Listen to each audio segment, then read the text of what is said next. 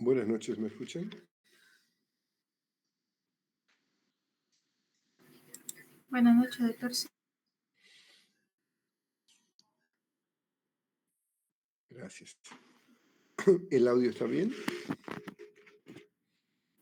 Sí, doctor. Sí, doctor. Buenas noches. Ok, gracias.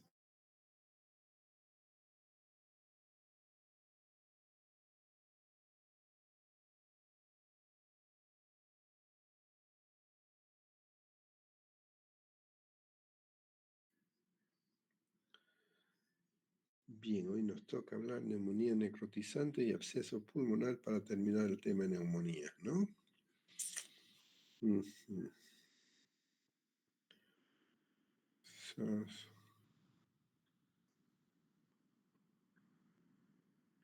Clases.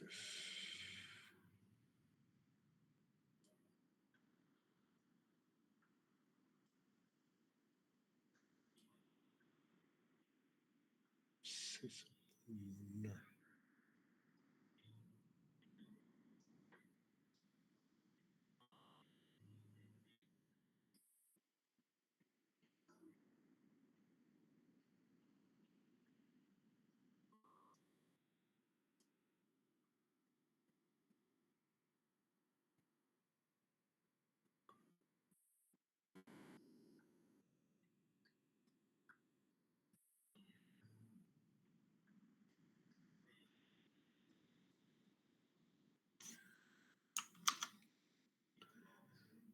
¿Me confirman si se ve, por favor?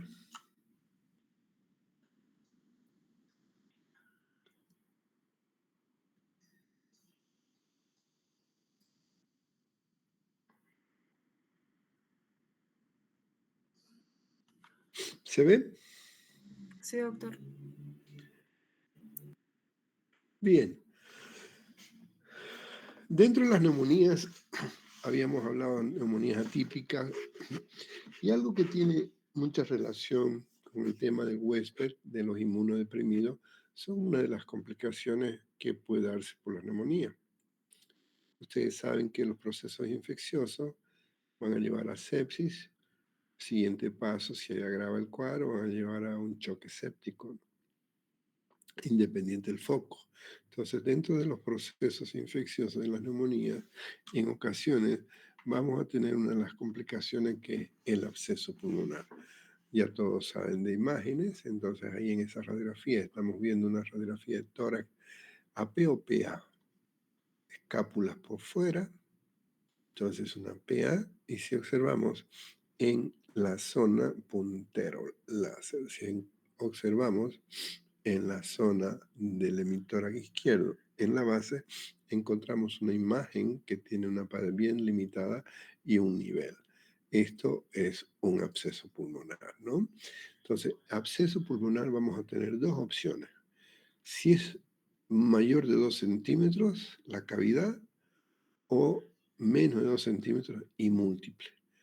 Entonces, absceso o microabsceso, cuando hablamos de microabsceso estamos hablando de algo que es más complicado que la neumonía necrotizante. Entonces, el primer criterio, el tamaño, mayor a 2 centímetros, ¿sí? Y que tiene que tener en su interior un nivel hidroaéreo. Nivel, ¿por qué decimos nivel? Porque el paciente está de pie y el líquido nos da un nivel. Paredes bien delimitadas, esto es un absceso pulmonar. Y la neumonía necrotizante son, en vez de ser un absceso, son múltiples abscesos que cavitan y es un cuadro más severo, ¿no? En general, cuando ya sea una de las diferencias fundamentales está en el estado inmunológico del paciente. Mientras más comprometido el estado inmunológico, más posibilidades de neumonía necrotizante de múltiples abscesos, ¿no? Entonces, desde el punto de vista etiológico, los abscesos, por eso es que tienen una expectoración fétida, es porque en su composición tenemos anaerobios, pero también pueden haber aerobios. Entonces, en general, hablamos de una flora mixta, ¿no? ¿Por qué ocurre el absceso pulmonar? Entonces, aparte del estado inmunológico, vamos a ver que hay características en el cual el germen está colonizando la vía aérea, ya sea una broncoaspiración, como ocurre con un casi ahogamiento, donde hay una aspiración masiva de contenido orofaringio, o por microaspiraciones. Es decir, por ejemplo, las personas con caries, por ejemplo, las personas con una boca séptica durante la noche están aspirando, ¿no? En el primer caso de la aspiración masiva, por ejemplo, una persona que vomita su contenido intestinal o gástrico, por cualquier razón, eso pasa a la vía aérea. Y estas secreciones que tienen más de 10 millones de unidades formadoras de colonia, con una relación anaerobios de 10 a 1, es decir, que hay más posibilidades de gérmenes anaerobios que aerobios. Entonces, si ustedes se fijan, con la aspiración pequeñísima, que es de 10 decilitros o 0,1 ml, para que un inóculo bacteriano sea lo suficientemente capaz de infectar el parénquima pulmonar. Por eso les decía hace un momento que depende mucho del estado inmunológico de la persona. En los casos de microaspiraciones fisiológicas, especialmente durante la noche, personas con caries, personas con periodontitis, personas con amigdalitis, donde hay una carga bacteriana muy elevada en la boca, pues el paciente respira por la boca y está metiendo continuamente estos gérmenes, ¿no? Entonces, pero en las características principalmente de que tengamos un sistema defensivo alterado, ¿no? O bien que el paciente tenga una patología pulmonar o, o la presencia de una telectasia con cuerpo extraño, etcétera, ¿no? Entonces, con esas características, vamos a ver que los anaerobios tienden más de formar hacia la parte media y hacia la base, porque la zona de los vértices están más ventiladas, ¿no? Entonces, en general, cuando estás con un paciente con una neumonía, y porque primero se ha producido una, ya sea por broncoaspiraciones masivas o microaspiraciones, primero se está desarrollando un proceso inflamatorio alveolar, una neumonía, y esto de ahí va a ir progresando, ¿no? En, si ustedes se fijan, acá tenemos una radiografía donde te muestra una zona de condensación en el emitor derecho, en la parte media principal. Igualmente, en el emitor izquierdo había algo similar, solo que ahí rompió una bulla y sale aire libre dentro de la cavidad torácica. Esto se llama neumotórax, esto lo vamos a ver como un tema específico, por eso es que vemos una imagen radiolúcida, negra, y que está empujando el mediastino hacia el otro lado. Si ustedes se fijan, la tráquea tendría que estar aquí al medio y este neumo está llevando todo el mediastino. Y además encontramos nivel. Entonces, la presencia de un nivel, entonces esto se comporta como un hidroneumotórax. Y como hay un proceso infeccioso, ese hidro probablemente estamos hablando de un exudado. Cuando hablemos de derrame pleural, vamos a comprender un poco más lo que es un exudado y lo que es un trasudado. Entonces, para tener presente, entonces, ente la etiología, ¿cuál es? Porque nosotros tenemos que tomar en cuenta que vamos a hacer un tratamiento empírico primero. No vamos a esperar que nos salga un cultivo, ¿no? O sea, ese paciente que vino grave, este paciente que no ha mejorado su neumonía está complicándose. Ahí nosotros recordamos la relación 10 a 1 de anaerobio, es decir, que voy a coger un antibiótico. Cuando yo sospecho una neumonía grave, complicada, con absceso, entonces ahí ya no voy a pensar en gran positivos, voy a pensar directamente en gérmenes anaerobios como primera instancia, la primera línea de mi antibiótico que voy a escoger, ¿no? Entonces, el factor de riesgo para los abscesos es todos los pacientes que tengan problemas de comorbilidad. Por ejemplo, un cáncer de pulmón, un problema de obstrucción por cualquier causa, un tromboembolismo pulmonar que haya llevado a un infarto, neumonías previas, o que tengamos la certeza que hay aspiración. por ejemplo, hay pérdida de conciencia y de pronto el paciente comienza a desarrollar clínica neumonía en los primeros 24, 48 horas, entonces ahí vamos a saber que fue una neumonía por broncoaspiración. Entonces, cuando hay broncoaspiración, recordemos lo que tenemos que pensar siempre como primera alternativa del agente etiológico, un anaerobio, ¿sí?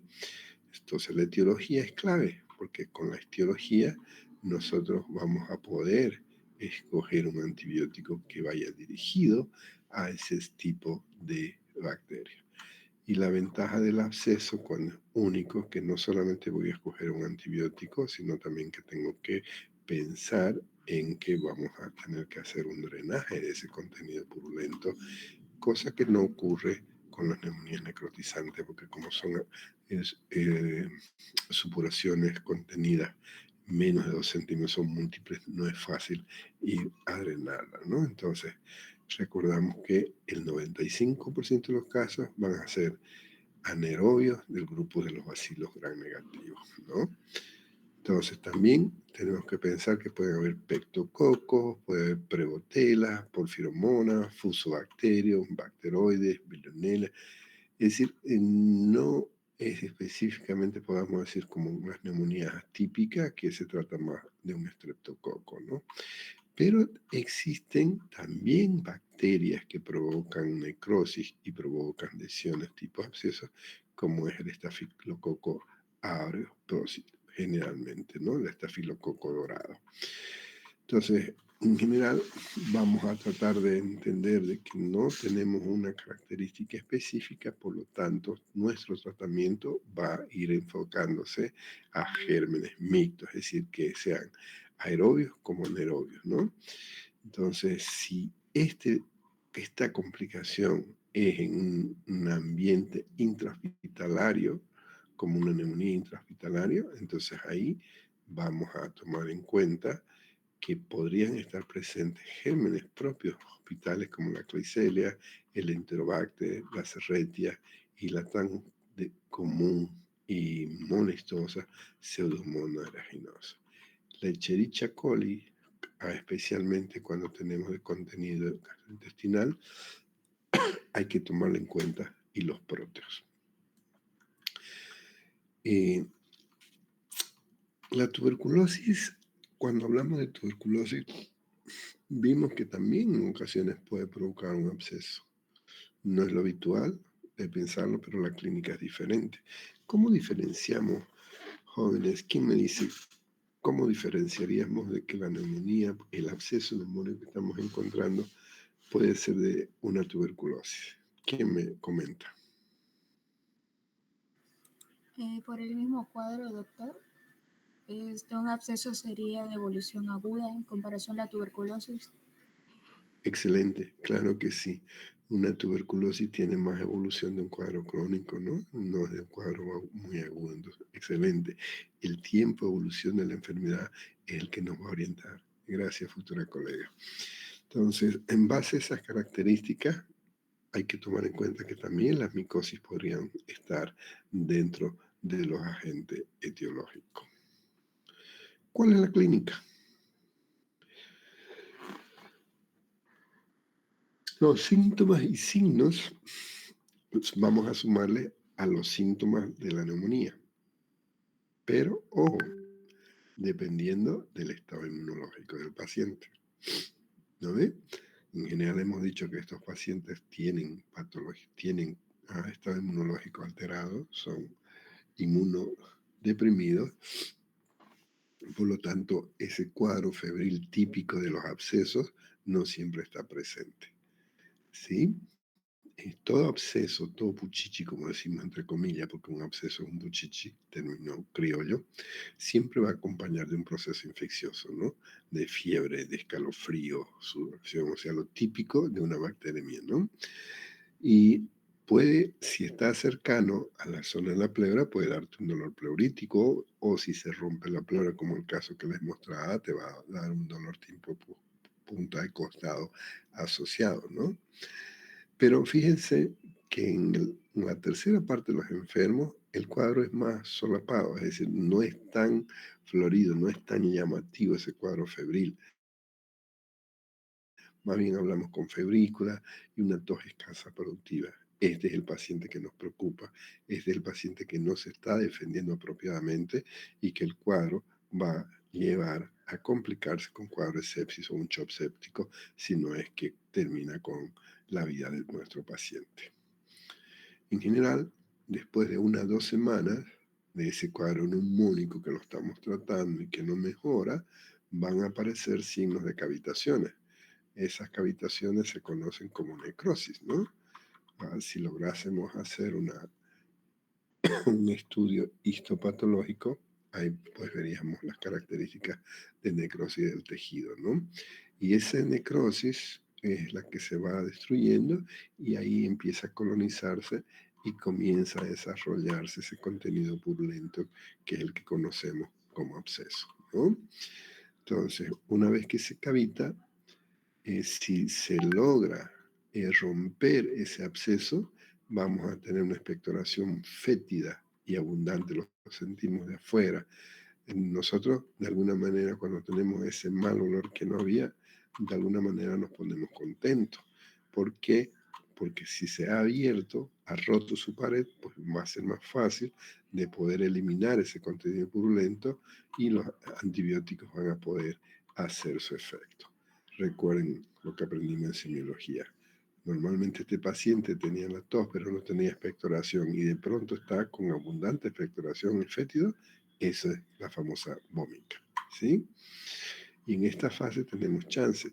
Si el paciente no ha tenido la vómica y tenemos las posibilidades de hacer manejo terapéutico con tomografía o ecotomo dirigido, pues es mejor pensar ir a drenarlo para que podamos inclusive hacer lavados con antibióticos en esa zona. ¿Qué más encontramos en este paciente? La facies va a ser un paciente séptico, ¿no? Va a ser ese paciente que tiene las miradas ahí, lo ves el paciente aquimneico, lo ves con ese color tinte cianótico, porque hay un componente de la fase de intercambio gaseoso, ¿no? Entonces vamos a ver que el estado general, vos te das cuenta, lo decía, es un paciente grave. Es un paciente que está con disnea, está taquimneico, puedes encontrar signos de fibrosis y cuando ocultas vas a encontrar un soplo, especialmente en la zona donde está el absceso, ¿sí? Ahora, al inicio puedes encontrar solo unos crépitos finos, ¿no? Pero a medida que el proceso va evolucionando, vas encontrando la percusión, tenés una matidez, la expansibilidad comienza a afectarse del lado donde está más comprometido. Entonces, hasta ahí puedo decir, tiene en la clínica una neumonía. El absceso, como lo reconozco auscultatoriamente, a veces si está cercana a la pared torácica, puedes tratar de reconocerlo por un soplo, que no siempre es fácil. Normalmente los abscesos los sospechamos su presencia por la gravedad del cuadro, pero la única manera de identificarlo va a ser con los estudios de imágenes. Si le pedimos un análisis de sangre, va a depender del estado inmunológico del paciente. Habitualmente vas a tener glóbulos blancos por encima de 10.000, 12.000, 15.000. Si estás con gérmenes del grupo de los gram negativos, a veces tienen tendencia a tener una leucocitosis bastante importante con un desvío a la izquierda. Y en los casos severos, más bien tienes a la inversa, pacientes neutropénicos. Eso ya te muestra la severidad del cuadro. Como ya llevamos varias semanas, estos pacientes tienden a bajar su hematocrito y su hemoglobina para darte una hipótesis de una anemia, ¿no? Pero esta anemia no es porque esté subiendo, sino es las características del proceso inflamatorio en el cual no está formando apropiadamente ese tejido inflamatorio que está bloqueando la función de la médula, ¿no? Entonces, estos pacientes pueden ser que se queden localizados únicos ahí o, como en el caso que vimos, se rompen y pasa ese contenido a la cavidad pleural. Ahí, eh, dentro de la gravedad, uno podría decir que tiene cierta ventaja, porque un empiema lo vamos a tratar con un tubo de drenaje. Entonces, al estar drenando ese contenido, va a ser más fácil sacar ese contenido purulento, como también de hacer los lavados apropiados con antibiótico terapia, ¿no? Pero lo que más nos preocupa es cuando estos pacientes comienzan a desarrollar las neumonías necrotizantes, que empiezan a diseminarse en el parenquima pulmonar, diferentes zonas comienzan a destruirse y obviamente vas a tener ese estado séptico del paciente y obviamente va a estar acompañándose de una insuficiencia respiratoria con todos los signos, ¿no? Y como hay un foco infeccioso, tranquilamente puede estar diseminándose a través de la bacteriemia vía sanguínea y desarrollar o bien una complicación de un absceso cerebral que complica aún más, o bien una complicación a nivel de hígado, un absceso hepático o en otras partes del cuerpo, ¿no? Entonces, en general, dentro de las dos severidades de estos cuadros, creo que el más severo es el de la neumonía necrotizante. Porque la neumonía necrotizante no vas a encontrar ese soplo característico de un soplo turárico de un absceso, ¿no? Una neumonía necrotizante porque tampoco se te va a desarrollar en un empiema, ¿no? Entonces, ¿qué hago? Los antibióticos no llegan de una manera como quisiéramos a esa zona donde están encapsuladas con la bacteria. De ahí que nos preocupa más porque el pronóstico no es tan bueno y por más que hagamos el antibiótico triple esquema o cuatro esquemas que querramos, no siempre logra pasar a los sitios donde está acumulada esas bacterias, ¿no? Y a eso sumémosle la respuesta del estado inmunológico, ¿no? Entonces, ¿cómo diagnostico una neumonía que no está mejorando? Ya tengo que pensar que se está complicando. ¿Cómo se está complicando la neumonía? Ahí tengo que pensar, dependiendo qué tan grave. Pero obviamente al comienzo no vas a poder diferenciar si es un absceso o una neumonía necrotizante. Eso va a depender del tiempo de evolución. Entonces, la mejor manera, a bajar esta luz que me está haciendo calor. Oh, esto apago. Miren, entonces, normalmente el diagnóstico de la neumonía hemos dicho que es con una radiografía o una tomografía. Tanto el absceso pulmonar como la neumonía necrotizante es suficiente con una radiografía, ¿no? Pero en etapas tempranas creo que es mejor, más conveniente, solicitar una tomografía. Y la tomografía principalmente cuando vas a hacer procedimientos de drenaje, ¿no? Y en ocasiones la lesión, como en esta radiografía, por ejemplo, que uno piensa que solo es una condensación, un proceso neumónico. Entonces no tengo mucha experiencia para decir que aquí hay un nivel. Entonces mejor no me arriesgo. Hay pacientes que no están mejorando, pacientes que tienen factores de riesgo. Ok, mejor hagámosle una tomografía para estar seguro, ¿no?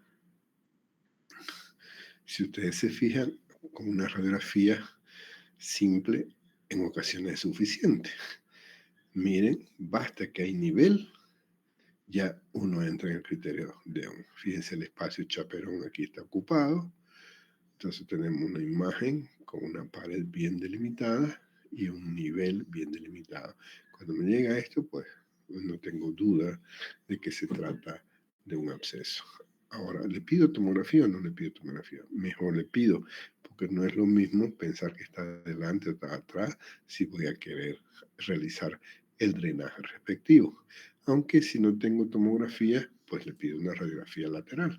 En la radiografía lateral voy a poder identificar el nivel, paciente está de pie, el nivel, aquí reconozco las vértebras de la columna, entonces digo, es una lesión posterior. Para eso no sirve. Y en estos casos, pues estos son dentro de la gravedad lo más simple desde el punto de vista de tratamiento, porque le ponemos un tubo de drenaje aquí, sacamos el aire libre y sacamos el contenido purulento, le estamos colocando antibióticos, estamos lavando, entonces el pronóstico va a ser mejor. Entonces, ¿qué hacemos para la etiología? La etiología, ¿qué germen es? ¿Es un anaerobio? ¿Es un aerobio? Normalmente los cultivos anaerobios, como ustedes han aprendido, no son tan fáciles.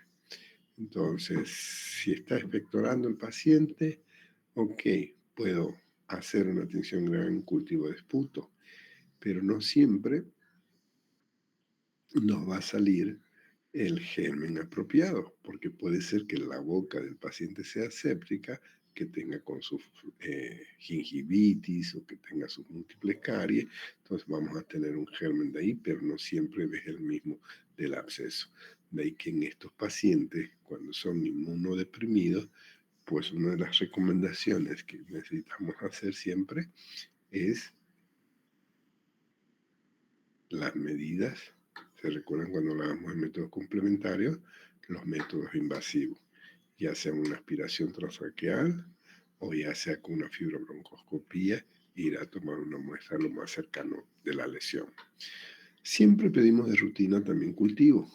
Ambos cultivos seriados, le pedimos 3, pero no hay mucha sensibilidad. Es decir, puede ser que te salgan negativos, pero existe la posibilidad que salga positivo, entonces siempre lo vamos a pedir, pero no nos esperanzamos en que sí o sí nos va a dar la respuesta.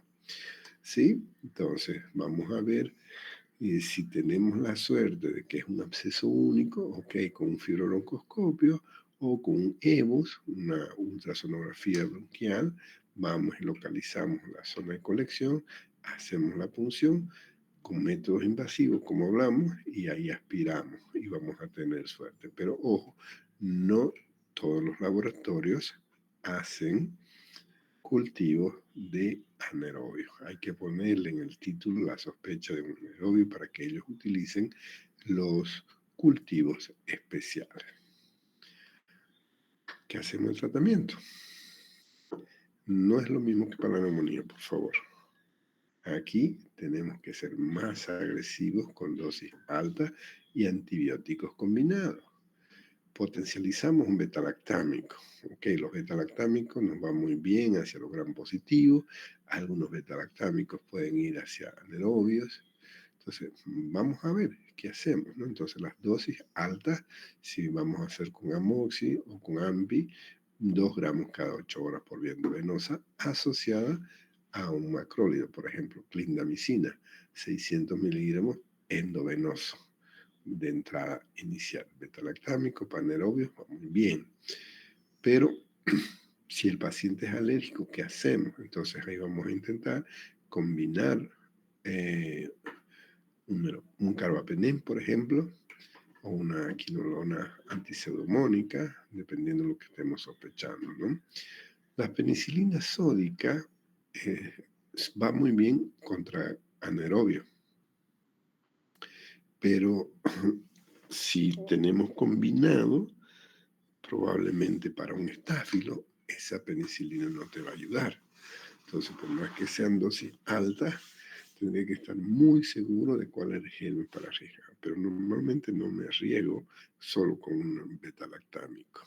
En general combino, ¿no? Entonces, como alternativa, vamos a ver un betalactámico con carbapenem. Imipinen 1 gramo cada 8 horas o 500 cada 6, dependiendo del peso de tu paciente. O alternativa, en vez de la AMPI, la ticarcilina con ácido clavulánico.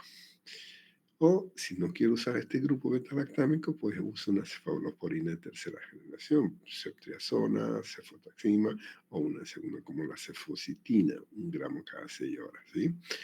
La literatura siempre recomienda para los anaerobios metronidazol, pero no en la vía aérea. Eso vamos a ver que la mayoría de los artículos no nos recomienda para la vía aérea el metronidazol, es más para tubo digestivo.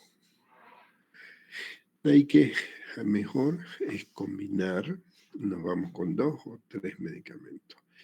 Y siempre que hay la posibilidad de un drenaje, pues el pronóstico es mejor, porque el dicho, el aforismo, puchi drenado, puchichi curado, absceso drenado, absceso curado. Entonces, cuando tengan la posibilidad de que hay una imagen aglomerada y ya sea el absceso, ya sea el empiema, pues tenemos que pedir el apoyo al cirujano del tórax para que nos ayude con el drenaje correspondiente. Ustedes se fijan aquí, este absceso pues ha sido fácil drenarlo. Después del tratamiento, ¿dónde está el absceso? Desapareció el absceso. Los camas decimos absceso, ¿no? Siempre nos critican en vez de decir absceso. ¿Alguna pregunta? Déjenme traer un poquito de agua. Esa gripe.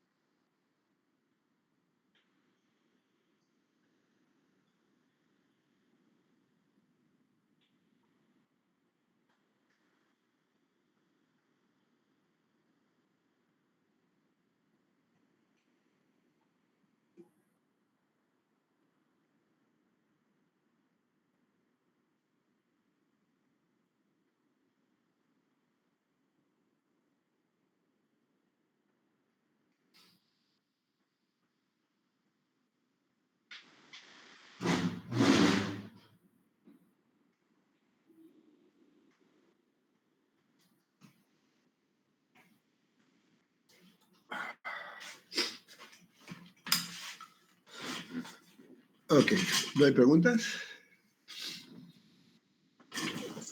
Sí, doctor, aquí una pregunta con respecto a los pacientes tuberculosos.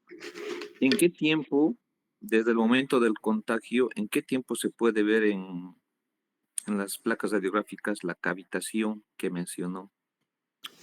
Si sospechas de una tuberculosis como causante de tu absceso, ¿esa es tu pregunta? Sí, En general, si ustedes recuerdan, cuando tenés una tuberculosis, hay una alveolitis primero, ¿no? La primera respuesta y esto va avanzando. Entonces, generalmente, decir así en tiempo que no es tan simple porque normalmente la proinfección la tenemos en la niñez, en la mayoría de las veces, ¿no? Entonces tiene que ir bajando de alguna manera la defensa de la persona y va afectando poco a poco. Al comienzo, en algunas personas puedes tener una pequeña caverna, ¿no? Pero para sospechar de una tuberculosis como causante de ese absceso, ahí tendrías que ver ya en la radiografía imágenes típicas de tuberculosis, es decir, tener el árbol de gemación, tener los infiltrados alveolares que están difusos o focalizados y paralelo a eso tienes el absceso. Entonces, no es fácil definirlo en tiempo, pero sí sospechamos porque el paciente con tuberculosis ya tiene unos antecedentes de semanas o de meses de sudoración nocturna, que va perdiendo el apetito, que tiene una febrícula en las noches. Entonces, en ese paciente es el que podría sospechar que esa imagen que estás encontrando de absceso, que podría ser de una tuberculosis. Y en general la tuberculosis se acompaña de expectoración también, ¿no? Siempre y cuando no sea inmunodeprimido.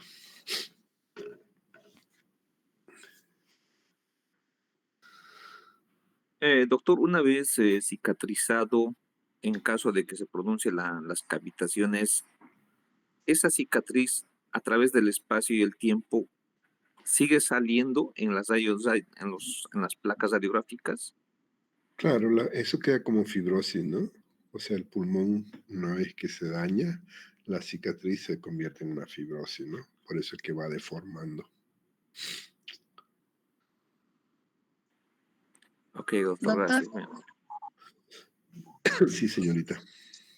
disculpe, entonces, ¿por qué no hay soplo en la neumonía necrosante?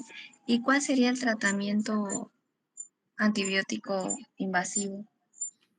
En la neumonía necrotizante, usted no va a encontrar los signos de condensación porque las lesiones son más pequeñas, son lesiones múltiples, recuerda el concepto. Lesiones aquí, absceso de menos de 2 centímetros.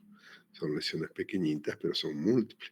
Normalmente para que haya como resonador y puedas tener el soplo, tiene que haber la condensación, es decir, que los alveolos se vayan aglomerando, dándote lo que es la condensación.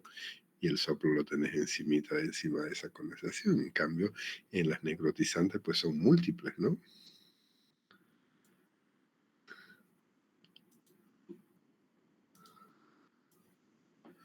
Gracias. De ¿Y el nada. tratamiento es igual que el del absceso? Sí, es igual que en el acceso, 2 o 3 antibióticos dependiendo de lo que esté usando, ¿no? Porque la diferencia no está en el tratamiento, la diferencia está en el huésped, en la persona. Voy a buscarte una imagen de un absceso múltiple. Aquí tengo una tomografía para que me entiendas un poquito más.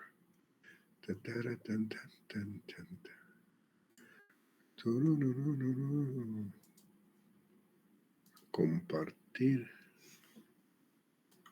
Zoom, zoom, zoom, zoom, zoom, zoom. Aquí está. Compartir pantalla, ventana. Aquí. ¿Se ve? Sí, Sí, Mira, doctor. doctor. aquí tenemos un nivel. Aquí tenemos otro nivel. Aquí tenemos otro nivel. Aquí tenemos otro nivel. Aquí tenemos otro nivel. Aquí lo ha destruido todo. Aquí la imagen de condensación. El otro pulmón lo tenés sano. ¿Y a qué altura estoy? ¿Estoy en los vértices? ¿Estoy en la base? ¿Estoy en la parte media? ¿Quién me dice? Si tomamos como punto de referencia la división de la tráquea, si ustedes se fijan en la carina, estamos aquí en la parte media básicamente.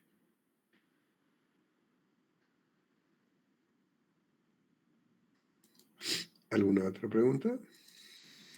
Doctor, disculpe una pregunta. En caso de una neumonía necrotizante, ¿también puede haber casos que se deba a una micosis?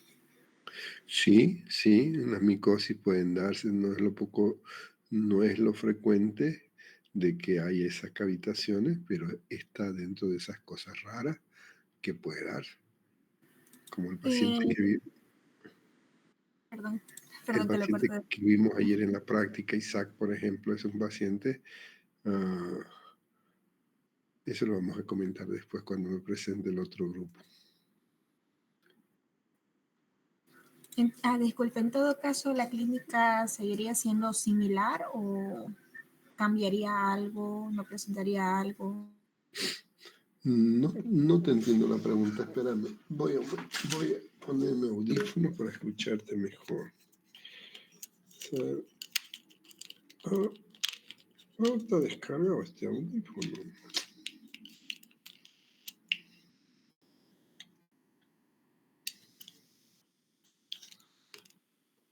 No está descargado. Se conectemos.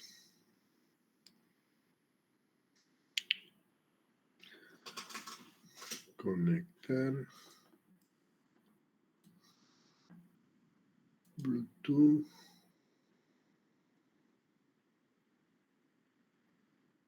Agregar dispositivo. Bluetooth.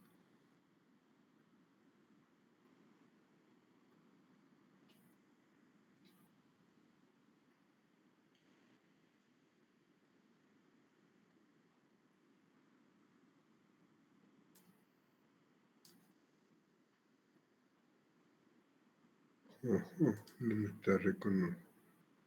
Ni modo. A encender el amplificador. Que no enciende el amplificador porque con el calor que hace. Pero vamos a poner parlante. Escoger high definition, altavoces.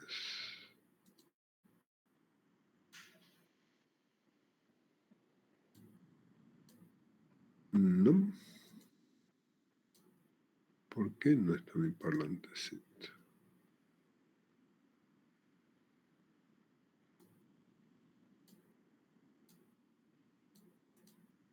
Qué raro. Está el volumen encendido.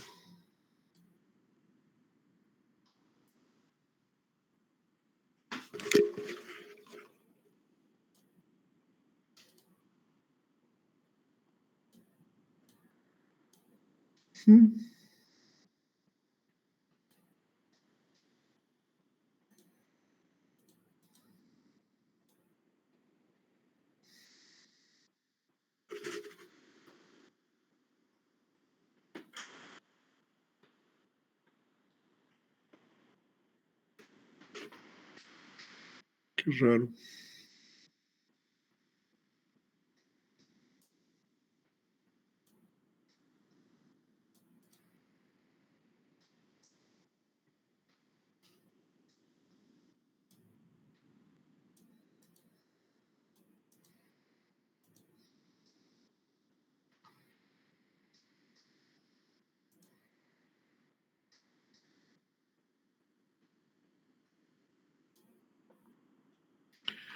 No sé por qué.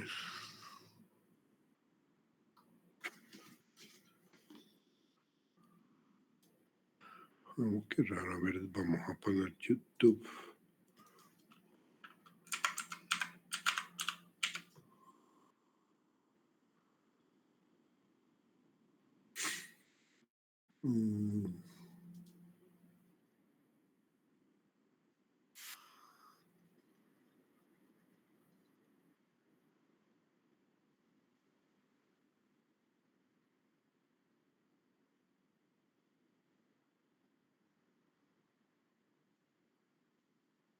Ay, Dios. Ahora sí.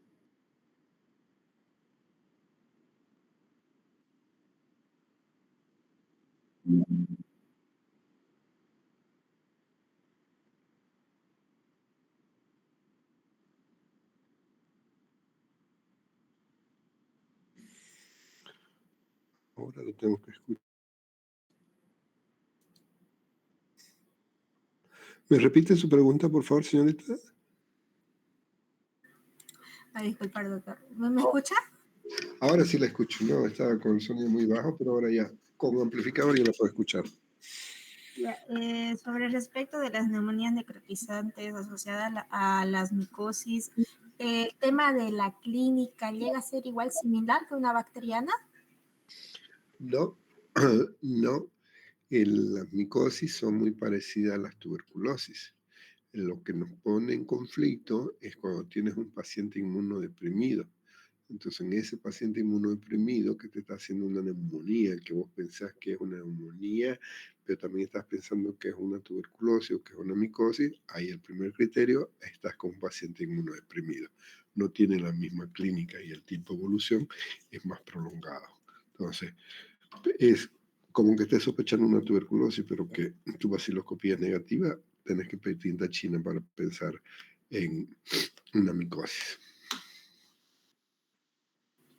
Ya, doctor, muchas gracias. De nada, señorita. ¿Alguna otra pregunta? Doctor, Dígame. por cierto, con respecto a cómo se interrelacionan estos mecanismos inmunológicos del huésped, ya sea por la virulencia de la bacteria, de entre muchos que ya hemos escuchado, como el estafilococcus, la Klebsiella pneumoniae.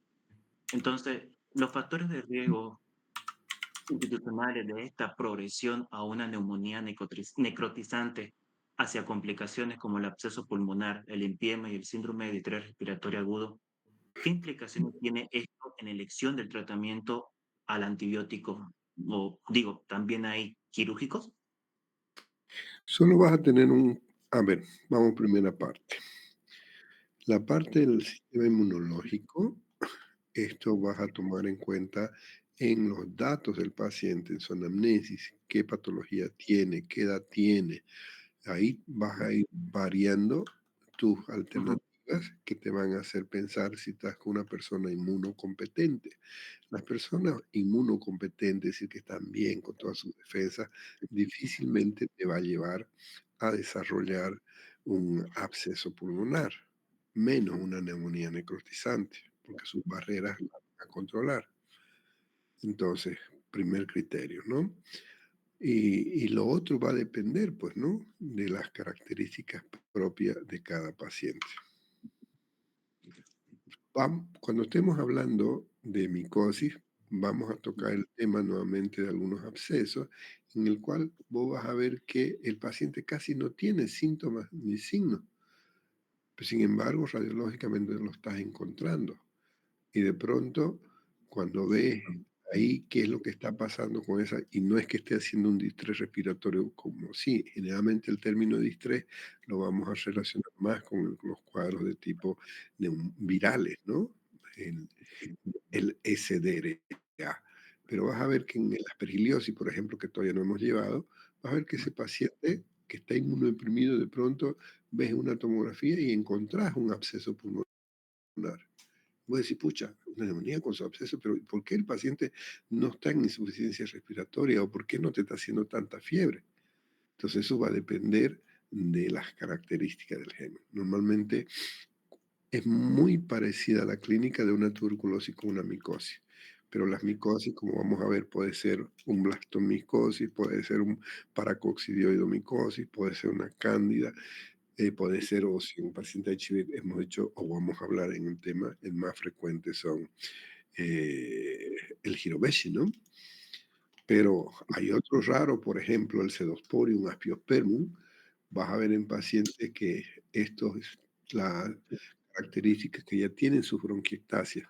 Las bronquiectasias son dilataciones anormales de los bronquios secundarios a procesos de fibrosis quística o de enfermedades pulmonares crónicas, ¿no? Entonces, en los abscesos relacionados con micosis no son muy frecuentes, pero tenés que pensarlo, porque no es lo mismo la medicación que vas a usar para un hongo, no le va a servir para nada si le das 3 o 4 antibióticos combinados hacia gran positivo, hacia gran negativo, no, no le va a hacer nada, porque requieres un antifúngico, ¿no? Mm, Esto lo vamos a ver cuando estemos avanzando micosis, ahí vamos a repasar un poquito más. Bien, doctor, gracias. De nada. ¿Alguna otra pregunta?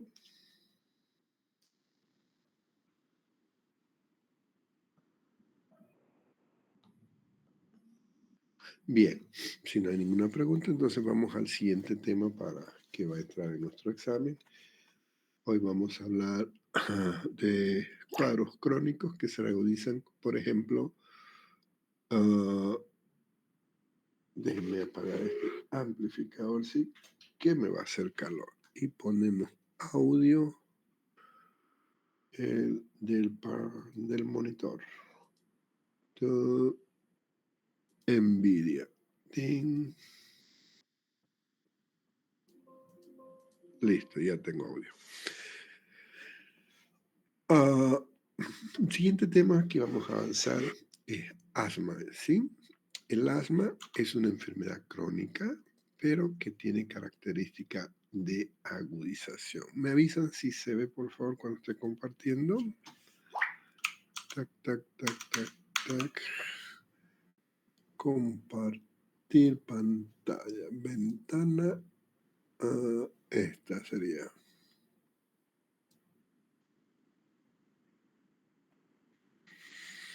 ¿Me confirman si se ve? Sí, se ve, doctor. Excelente, gracias. Activamos el puntero. Entonces, hablar de asma y entramos a las enfermedades crónicas, ¿sí? Enfermedades crónicas que presentan reagudizaciones. Entonces, cuando decimos asma, es una enfermedad inflamatoria en que no entran en relación los procesos infecciosos, aunque una de sus teorías, en algunos hablan de tener procesos en su niñez a repetición y que desencadenan este proceso inflamatorio, pero en general no los tratamos como con antibióticos, porque esta inflamación es diferente, ¿sí? Entonces, estos procesos se caracterizan por tener episodios intermitentes de disnea paroxística. No todos los pacientes con asma hacen disnea y para que sea paroxístico significa que ya tiene que haber pasado antes. Por eso es que decimos a repetición. En otras palabras, son procesos crónicos. El asma, siempre que preparo un tema de asma para ver si ya hemos encontrado la receta apropiada para todos los pacientes, seguimos sin encontrar una receta específica, porque para un paciente lo que responde un medicamento puede ser que en ese otro paciente no responde y a veces tenemos que hacer vendido. Pero este es el del año pasado. Déjeme un momentito. Tengo el asma de este año porque apareció el nuevo reporte. Dame un segundito.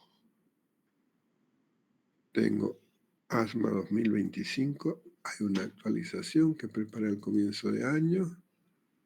Ese es del año pasado. Tun, tun, tun, tun, tun, tun, tun. Está en la otra compu. La que llevo a clase. Ok.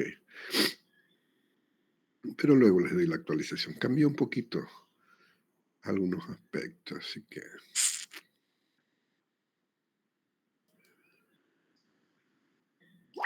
El Gina...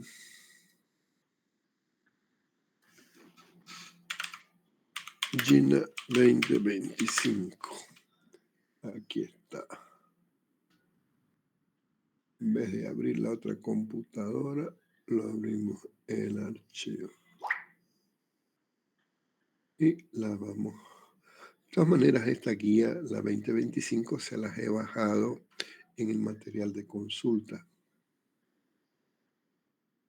por si acaso. La actualización, descarga.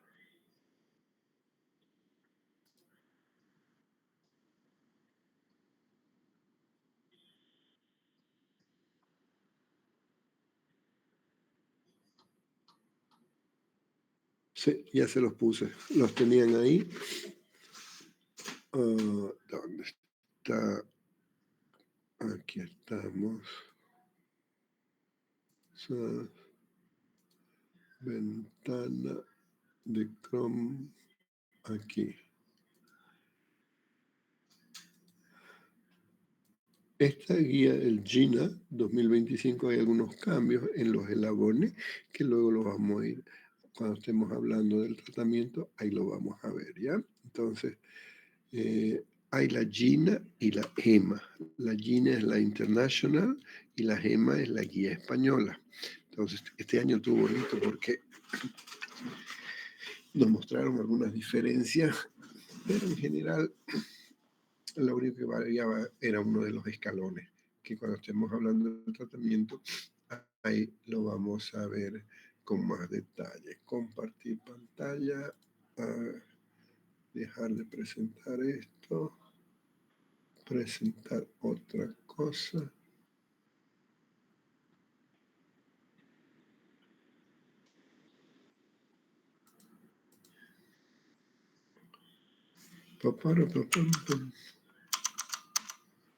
¿Dónde está el Meet? Aquí está el Meet.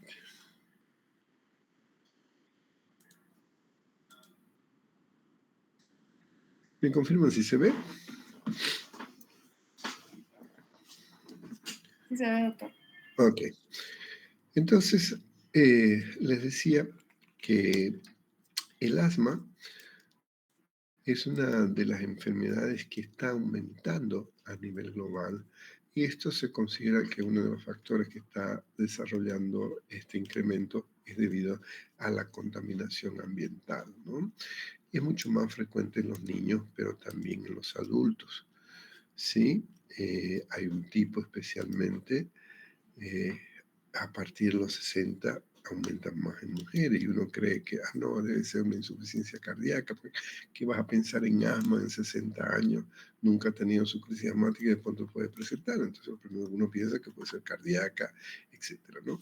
Lamentablemente en Bolivia no tenemos datos actuales como para poder decir cuál es la incidencia del asma, pero está aumentando y ahora en esta época, octubre, notaron el cielo comparado con la semana pasada. Hoy ya tenemos cielos típicos de octubre. ¿Cuáles son los típicos? La humareda, ¿no? Ya empieza la humareda que nos hace ese factor invernal y ahí aumentan nuestros pacientes con crisis asmática.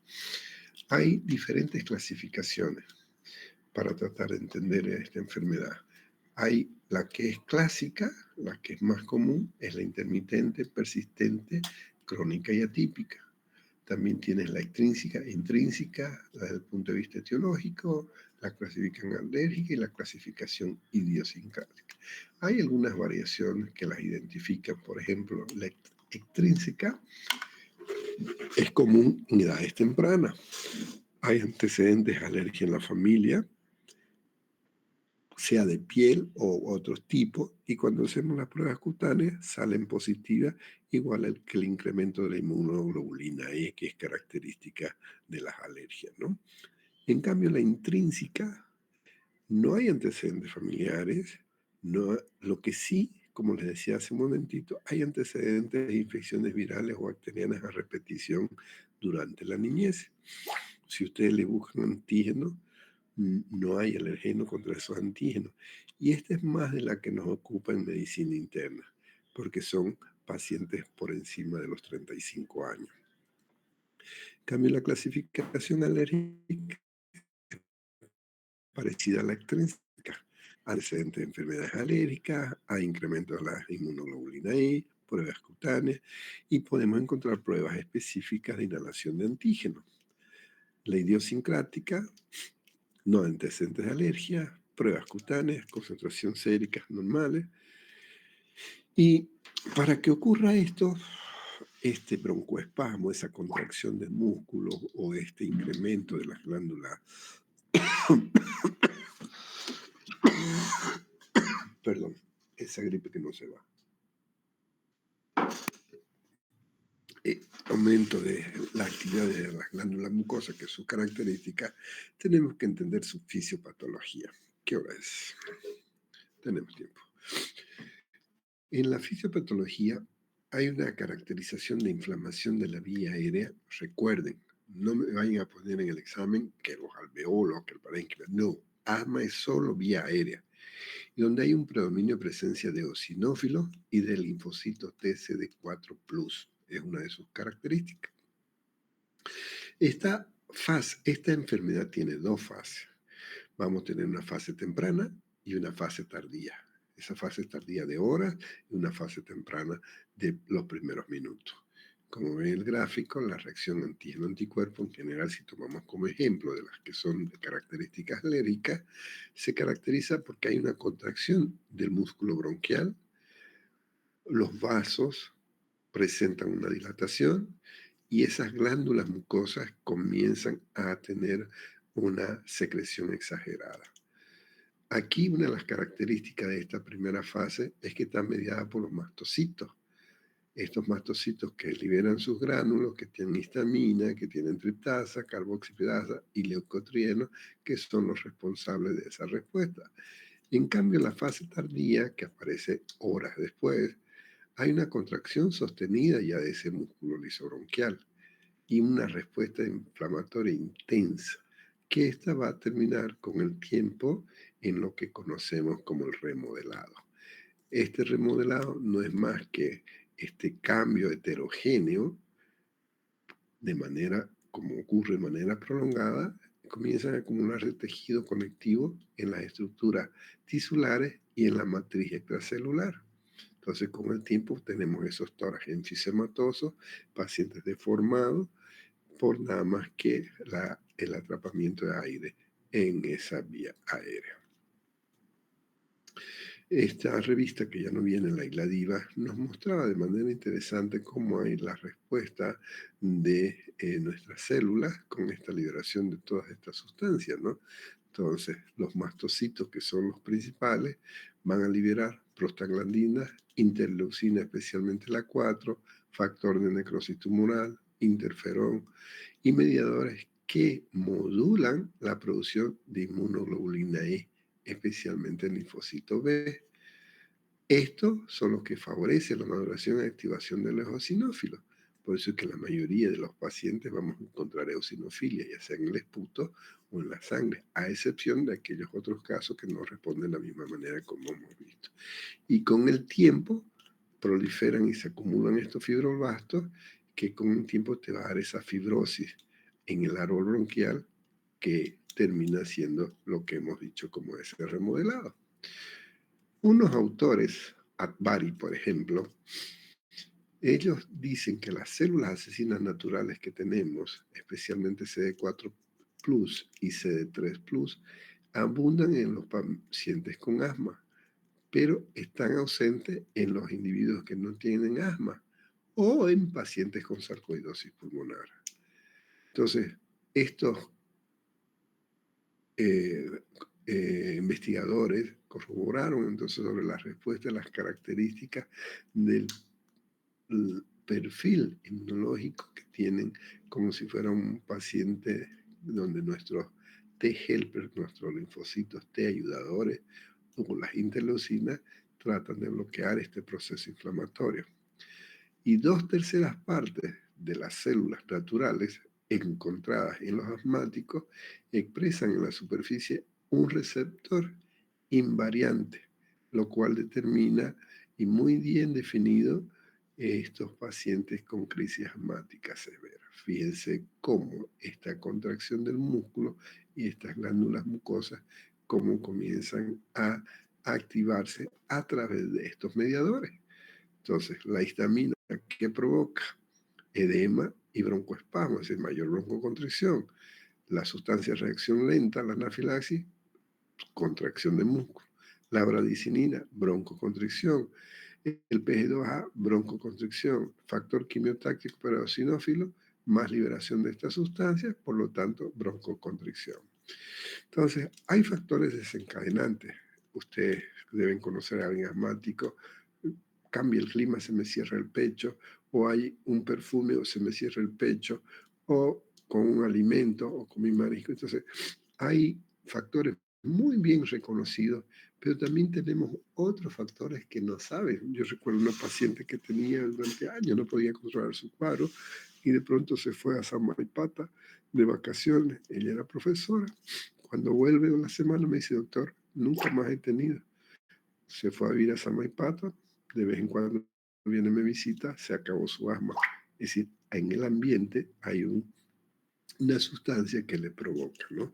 Entonces, sustancias específicas conocemos, por ejemplo, los pacientes asmáticos no recomendamos que usen AINE, principalmente aspirina, no recomendamos beta-adrenérgicos, ni compuestos sulfitantes, y algo paradójico, que a veces tu medicamento que estás usando para dilatar ese bronquio, a veces es responsable de ese broncoespasmo, ¿no? Lo que no hay duda es los contaminantes ambientales. Por eso es que está incrementándose los cuadros de asma a nivel mundial. Es decir, tratar de definir cuál es específico para una persona, eso es lo difícil. Por eso es que muchos de los pacientes van a hacerse vacuna, tratando de encontrar entre las sustancias más comunes, pero no siempre lo logramos. Y hay una relación también con las infecciones. especialmente las virales, pero procesos a repetición. No es que sea, por ejemplo, en mi caso, que ahorita estoy con probablemente un cuadro de influenza, ya voy a desarrollar más. No, tendrían que ser a repetición. Y algo que es interesante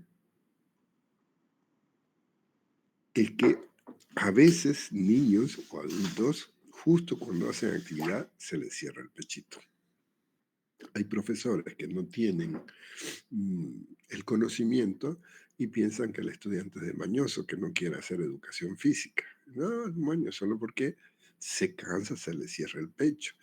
Y no se sabe por qué. Hay una teoría que se cree que es debido, como cuando haces actividad física, incrementa tu temperatura y ese incremento de la temperatura a nivel de la microvasculatura, la pared bronquial, es responsable de la activación de ese broncoespasmo.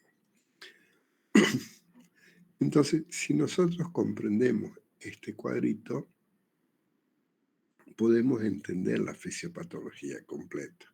Es decir, hay una situación de angio, es decir, hiperemia en los vasos por una vasodilatación, hay un aumento del músculo por esa contracción sostenida, hay una infiltración celular por ese grado inflamatorio, esto lleva a un edema, hay un aumento de su membrana basal, aumento de las células calciformes, glándulas mucosas, que es una de sus características, la hipersecreción y descamación. Esto puede darnos complicaciones de que los tapones de moco provocan una atelectasia, que lo que obstruyen el flujo aéreo y un aumento del grosor cuando esto se hace sostenido, ¿no? Entonces, en el libro que les he puesto, este pequeño gráfico de aquí, del libro, si está en español, es del Harrison, de la última edición española. Lamentablemente la última edición español tiene 2 años de atraso en comparación con la inglés. Pero aquí fíjense cómo ya menciona lo que hemos dicho de alguna manera, los nervios colinérgicos, donde se activan por reflejo nervioso, lo que puede llevar a una broncoconstricción. Y esto se refleja en las manifestaciones. El paciente comienza a sentir que le silba el pecho. Las mamás, aunque no vamos a hablar de pediatría, pero es común que digan la mamá, doctor, en la noche se le está cerrando el pechito y comienza a toser. Entonces vamos a ver que hay un aumento de la frecuencia cardíaca y de la presión arterial. Esto debido a que al haber broncoespasmo, nuestros receptores detectan ciertas áreas con disminución de oxígeno, por lo tanto tratan de aumentar la frecuencia respiratoria para que haya un mayor intercambio gaseoso, en lo que se conoce como el reflejo pulmonar, lo cual termina dando esa taquicardia con aumento del gasto cardíaco y de la presión arterial. Y con el tiempo, al haber ese atrapamiento, vamos a ver que se convierte en esos tórax enfisematosos. Es decir, comienza a aumentar el diámetro anterior del tórax. Ahí volvemos un poquito a la primera clase cuando hablábamos de los sopladores azules y los sopladores rosados. En este caso, estamos hablando de los sopladores azules, ¿no? Cianóticos, debido al atrapamiento del aire, y esto tiene una tendencia del tórax a moverse hacia afuera. Vamos a quedar aquí. En la siguiente clase vamos a entrar con más detalles sobre las manifestaciones clínicas. ¿Alguien tiene alguna pregunta?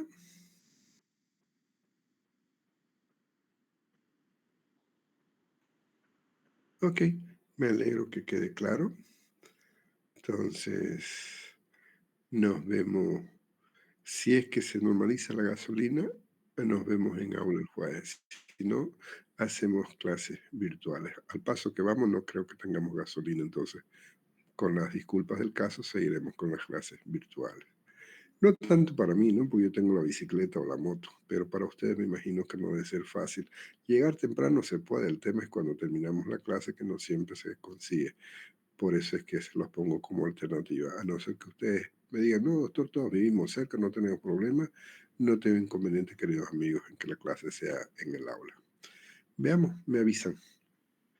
Que tengan buenas noches. Hasta luego. Bueno, Buenas noches, doctor. Buenas noches, doctor.